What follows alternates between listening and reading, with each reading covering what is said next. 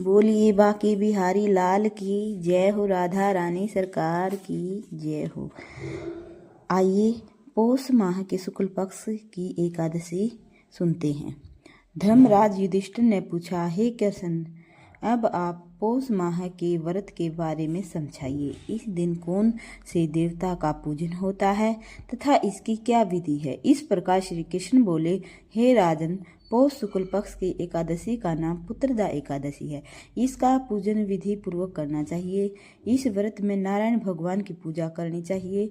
इसके पुण्य से मनुष्य तपस्वी, विद्वान और लक्ष्मीवान होता है। इसकी मैं एक कथा कहता हूँ, उसे सुने। भद्रावली नगरी में सुकेतुमान राजा राज्य करता था। वह निपुत्र था। उसकी स्त्री का नाम सेव्या था। वह सदैव निपुती होने के कारण चिंतित रहती। इस पुत्रहीन राजा के पितर रो रो कर पिंड लेते थे और सोचा करते थे कि इसके बाद हमें कौन पिंड देगा। इधर राजा को भी राज्य विभव से संतोष नहीं होता था।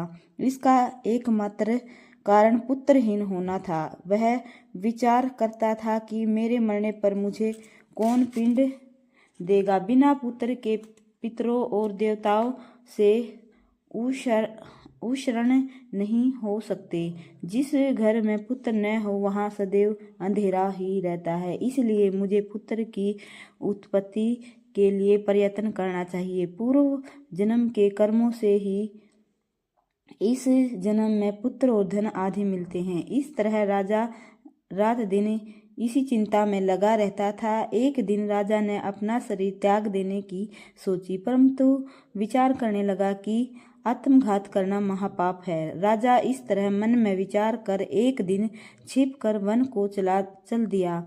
राजा घोड़े पर सवार होकर वन में पक्षियों और वृक्षों को देखने लगा।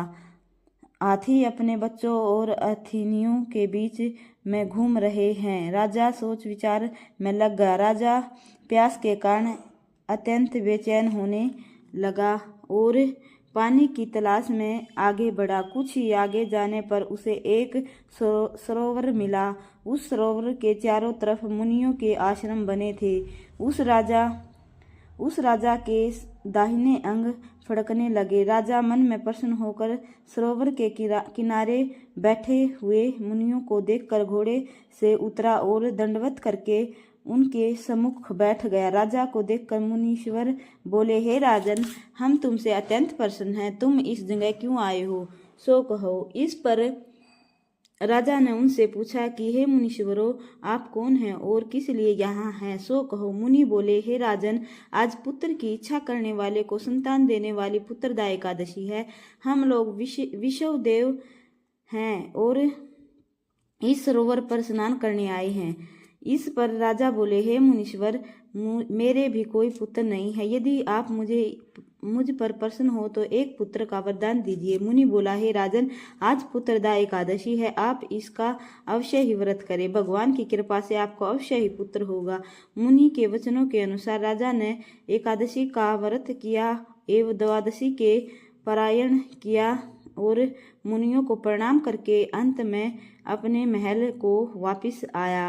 अंत में रानी ने गर्भ धारण किया और 9 माह के पश्चात उसके एक पुत्र रत्न पैदा हुआ। वह राजकुमार अंत में अत्यंत वीर, धनवान, यशस्वी और प्रजापालक हुआ। भगवान श्री कृष्ण बोले, हे राजन, पुत्र प्राप्ति के लिए पुत्रदा एकादशी का व्रत करना चाहिए। जो मनुष्य इसका महात्म्य श्रवण वे पठन करते हैं उनको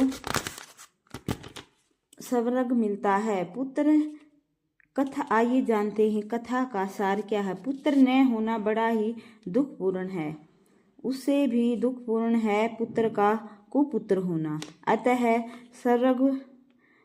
सर्वगुण संपन्न और सुपुत्र पाना दुर्लभ है। ऐसा पुत्र उन्हें ही प्राप्त होता है जिन्हें साधुजनों का आशीर्वाद प्राप्त हो और जिनके मन में ईश्वर की भक्ति हो। इस कलयुग में सुयोग्य पुत्र प्राप्ति का उत्तम साधन पुत्रदा एकादशी का व्रत ही है। बोलिए बाकी बिहारी लाल की जय हो।